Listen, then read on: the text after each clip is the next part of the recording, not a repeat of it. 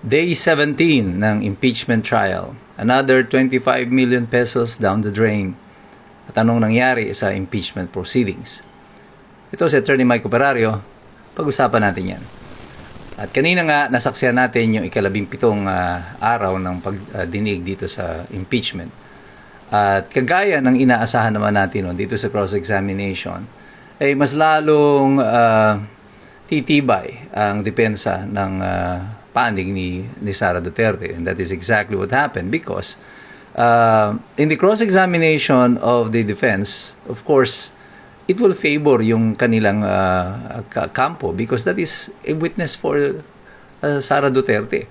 And this is the dangerous thing about calling a hostile witness, kagaya ng estratehiya ngayon nitong kampo ng prosecution. Because a hostile witness is a witness that is not within your control.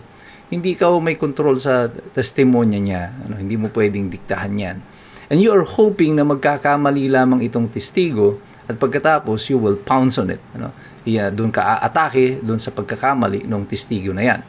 Ang problema nila dito kay Gina Acosta, no matter how simple she is, mukhang ordinaryong empleyado lang, limited ang Tagalog, not very articulate, doesn't look very smart. However, she knows her job. Alam niya yung trabaho na kanyang ginagawa. And all she had to do was to stick doon sa proseso na kanyang ginagawa and kailangan lang niyang sabihin kung ano yung alam niya.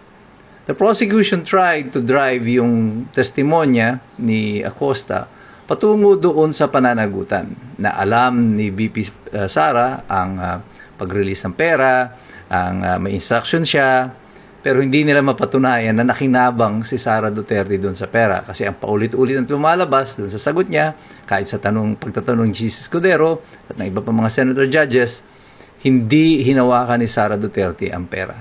So it basically was all about the exchange between her, La Chica, medyo critical lang na questioning dito kay Gina Acosta would probably be yung pagtatanong ni Jesus Escudero about disbursement. Siya ang disbursing officer. Bakit si La Chica ang nagdi-disburse ng pera? Which I think is a misinterpretation or misappreciation ng kung ano yung word na disbursement. Si Gina Acosta as the disbursement officer, her duty was to make sure na yung pera, yung pondo na para sa kanila is being released to the appropriate person. At that particular time, that appropriate person is La Chica.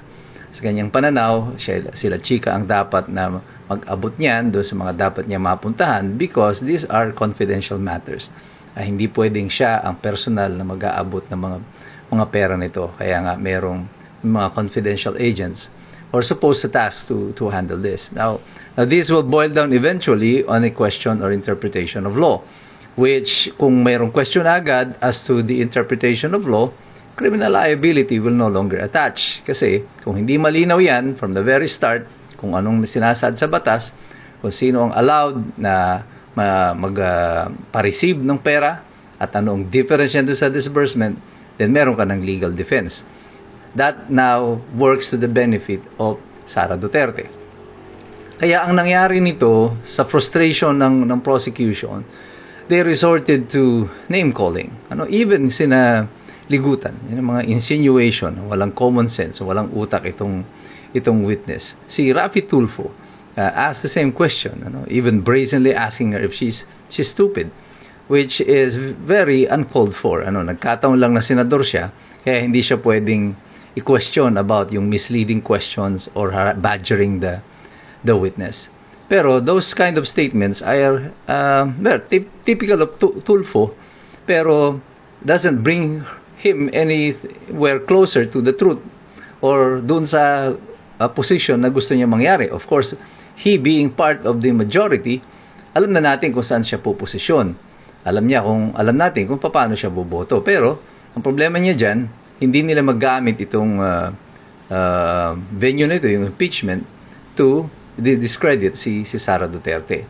Again, the purpose of the prosecution here, ang dapat nilang magiging emphasis dito, ay yung pera, yung 125 million, yung 500 million na galing sa DepEd, ay nai-release sa utos ni Sara Duterte, kinuha ni Sara Duterte, pinakinabangan ni Sara Duterte, at ito yung kanya naging unexplained wealth.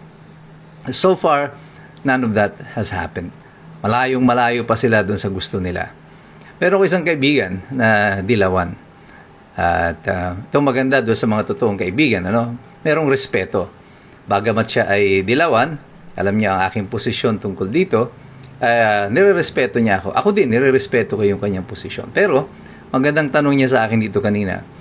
Sabi niya, bro, gusto mo bang madinig yung aking opinion tungkol sa nangyayari dito sa Senado? Sabi niya, pero palagay ko alam mo na to. Well, sabi ko, go for it. Take your shot.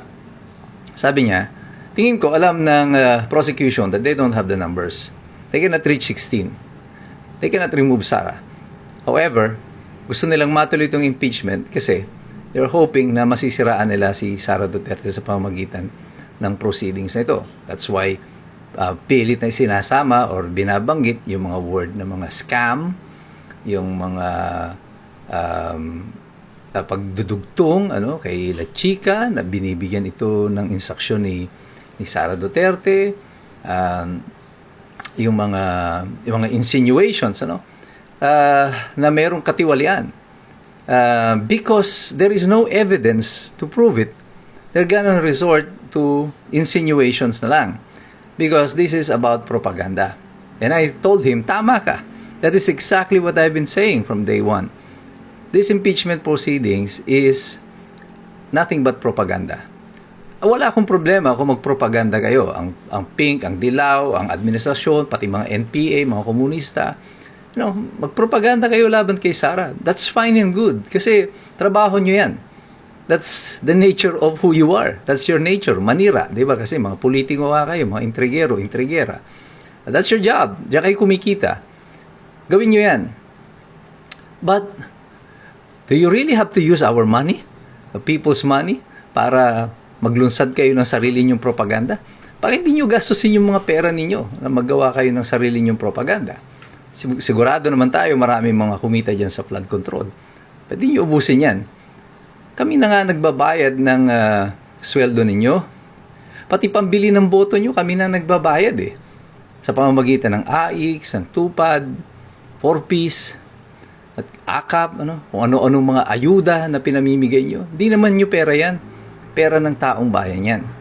Pero kami na rin ang nagbibigay sa inyo. Kami na rin nagbabayad. Yung buwis ng taong bayan. Ang ginagastos nyo dyan. Yung mga kickback, yung mga SOP, na dati itong ginagastos sa mga politiko sa tuwing halalan, hindi na nangyayari ngayon. Kasi yung SOP kanila na lang. At yung pambili ng boto, sa atin pa rin ang gagaling. Pati ba naman itong kampanya ninyo, yung propaganda ninyo laban kay Sara Duterte? Kami pa rin ang magbabayad. As of today, we have already spent 425 million. That's 425 million na dapat ay nagamit natin sa mga bagay may kapararakan para sa bayan, makatulong doon sa mga naapektuhan ng baha. Pero hindi. Gagastusin natin to sa isang walang kwentang sarsuela kagaya nito. Kung bigyan kita ng 25 million ngayon, siguro may tatawid ka na nito hanggang sa katapusan ng iyong buhay. Huwag mo lang gagastusin sa sugal at sa bisyo mo. Pero, kung may 25 million ka, you're set for life. Pero would you imagine, ginagastos natin itong 25 million ito para lang sa kapritsyo nilang lahat. Para sa lahat ng mga gusto nilang mangyari sa ating bansa. Pero tayong lahat ng mga iskumbro, tayong mga Pilipino, hindi na tayo magpapaloko dito. Kasi patuloy tayong nagmamasid, patuloy tayong nakikilahok, patuloy tayong nag-aaral. Kasi alam nating lahat, mahirap makialam ang taong walang alam. God bless you, God bless us all. Mabuhay ang Republika ng Pilipinas. We are the resistance.